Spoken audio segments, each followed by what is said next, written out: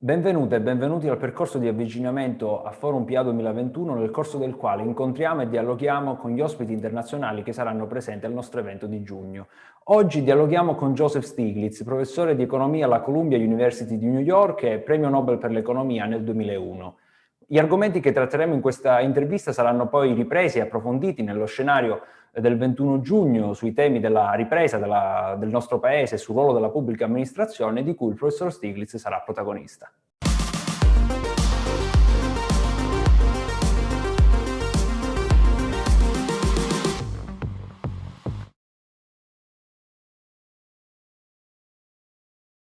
A great welcome to Professor Joseph Stiglitz, currently university professor at Columbia University and Nobel Prize winner for economics in 2001. I'm really happy to have you here. It's a pleasure for us to have you here, and I hope you have a good time. Thank you. Pleasure for me to be there. Wish I could be there in person. Thank you. And I just would like to start because I think it's impossible not to start mentioning the difficult times that we are living due to the pandemics. And it's already more than 1 year now that that COVID-19 has shaken totally our lives, and it posed a set of difficult challenges towards national, international institutions, both for the economic downturn of this event and also for the recovery response policies. Taking inspiration from the arguments you discuss in your last book, that is People, Power and Profits, Progressive Capitalism for an Age of Discontent, in which you reflect over the relationship between government and market, do you think that due to this pandemic, this relationship has changed? Or do we care more about public administration now? Is finally the time for a public-private partnership for the recovery? Absolutely. We have come to appreciate more the role of government, the role of collective action. We all turned to the government in a crisis. We saw that in 2008. The market would not have saved the economy on its own. We needed government then. And we're in another crisis, a very different crisis caused by the pandemic rather than a financial collapse. But we again turn to government. If we had not had the massive economic assistance, so many lives would have been devastated. And now that we are thinking about the recovery on its own, it would have taken a long time for the recovery. But even more important, we turn to government for health. We turn to government to fight the disease. And so it was really with support of government that we came up with vaccines. And we recognized at that moment that the basic research that enabled the private companies to come up with a vaccine in a record time, in a few weeks, had been funded by government. So we have really been reliant, dependent on the government. Now, one of the other things that we saw in the midst of the pandemic was that 40 years of denigrating the role of the government had left the government less prepared, left our society less prepared. This was perhaps highlighted by the Trump administration, but it was true in other countries. For instance, the Obama administration had created a White House office for responding to the pandemics. We'd been warned by SARS, MERS, Ebola, and yet the Trump administration disbanded the White House office to respond to the pandemic, a national security threat, a threat to the very country in its most basic way. We had in the United States one of the best institutions for responding to infectious disease, the Centers for Disease Control. This CDC had helped countries all over the world develop agencies that could respond to an infectious disease. And yet Trump defunded the CDC. And what was remarkable was the precision of his choice of what not to defund, what to defund. He defunded that part which was doing research in viruses that jumped from animals to humans. Just the source of our problem. He couldn't have been worse. And so these are just two examples of the many, many ways in which 40 years of underappreciating the role of government left us less prepared to deal with the crisis.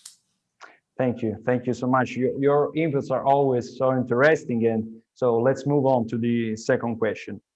Here at Forum PA, in our 30 years of history, we have been always committed in the process of gathering and connecting the brightest ideas, brightest energies of the country in order to create a more open and social public administration. If I think about the US, you already mentioned the Obama administration. I think to the really good things that have been done about the open government, and but also considering what we realized during these months of pandemic, we realized that these months have pushed institution towards more collaboration, more transparency. What I would like to ask you, do you think that this collaboration with citizens, this transparency towards citizens is truly the key of sustainable development? Or is there the risk, are we facing the risk that due to this emergency situation, following the logic of emergency, policies will be designed and developed with a top-down approach?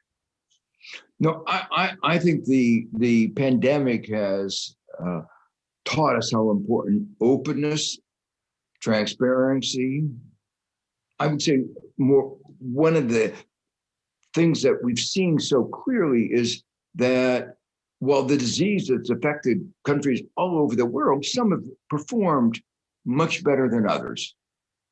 And the countries, the democratic countries that have performed much better are countries where there's more openness, more transparency, more trust in the government and more trust in citizens of each other. So for instance, one of the very well-performing countries is New Zealand. And, you know, they were very upfront about the extent of the disease. They were very articulate in explaining, in a sense, the nature of the externalities, that if I go without a mask, it can cause others a problem, that it is a respect for each other that is absolutely essential. It's not just to protect myself, but to protect you, and I respect you. It's not a question of my freedom. My freedom can be your unfreedom. If I don't wear a mask, you come down with a disease. That's an infringement on your liberties. And as a society, we have to be open about these tensions and deal with them honestly. And societies like New Zealand that have done that most transparently, most openly, have performed really the best in the pandemic. And it's a lesson that we need to take away from this terrible event. I'm really happy to hear these words from you, because here in Forum PA, one of our cornerstones is the desire to remark this necessity that public administration must be the engine of the recovery. And this recovery phase has also the duty to tackle another profound wound that has been sharpened by the pandemics, and that is inequalities. I know that you are so in line with inequalities, this gives to me the link to our next question, that is one of your most famous books, that is The Price of Inequality, has been released 10 years ago. Okay, but still today we are facing inequalities. We are discussing about the rise of inequalities.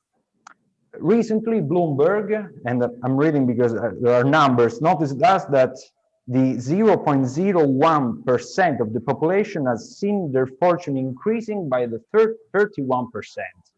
In other words, we can say that there are continuously fewer rich people, but these few people are richer year by year. So when there will be a change of pace?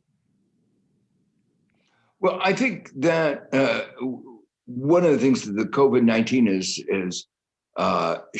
done is it exposed the magnitudes of the inequalities, the consequences of those inequalities, and unfortunately, it has aggravated, exaggerated those inequalities, as the numbers that you just mentioned illustrate.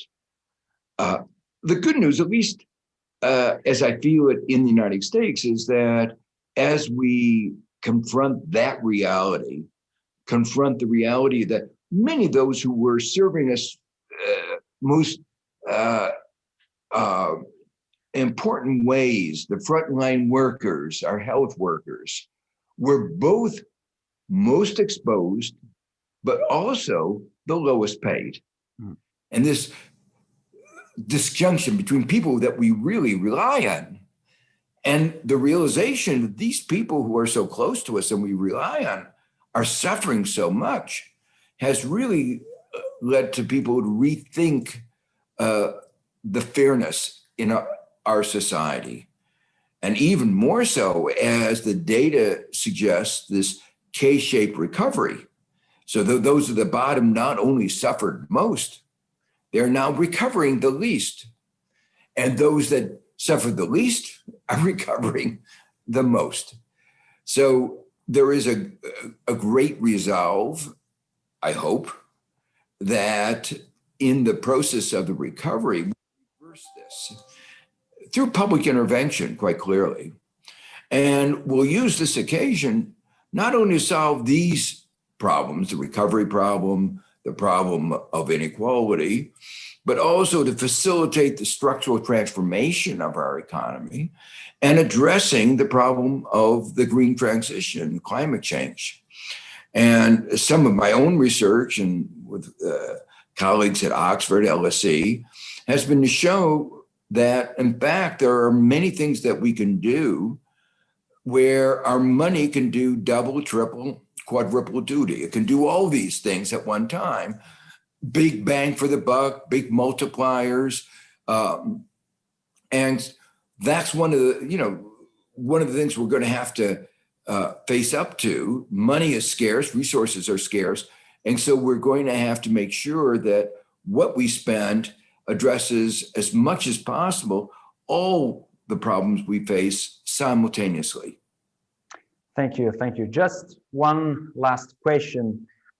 If crisis is an opportunity, and considering that the challenge that developed countries are going to face is sustainable development, we need a strong alliance between public and private institutions to give speed to this kind of process, to this research process. Do you think that globally and also at the European level, policy and decision makers are aware of this necessity? Yes, I think so. I think there is a recognition that the problems we face are, to put it bluntly, enormous. And we can't have a top-down approach, but at the same time, markets on their own are not going to solve these problems. They're beyond the ability of markets alone. And some of the problems, like the inequality, are partly responsible or are a consequence of the way unfettered markets operate. So when we talk about how we interact, we have to begin to think about, for instance, rewriting the rules of the economy and ways to make the economy fairer and more efficient. But we also have to think more carefully about how we conduct the business of government, how government operates. And government operates at multiple levels, in multiple ways, interacts not only between the private sector, but civil society. And I think that, again, to come back to what we've been through in the last year of COVID-19, what we've seen is the complexity of interactions. Government needs to get cooperation of citizens. You can't have it top down. But citizens on their own can't solve these problems. We really did need the government to provide masks. The market didn't do that adequately. Tests, develop the vaccines, distribute the vaccines, provide regulations on social distancing. So this has been an experience where we've seen so clearly this complex interaction and seeing how some countries have managed that so much better than others. And hopefully in the coming years, we reflect on what made for the success of the countries that worked well and what contributed to the failures where things didn't go so well. Thank you so much again, Professor Joseph Stiglitz, Nobel Prize winner for economics in 2001, for your time. And it has been an honor for me to discuss with you. Me and all our followers are looking forward to see you again at Forum PA next June. Thank you so much. No, thank you. Thank you.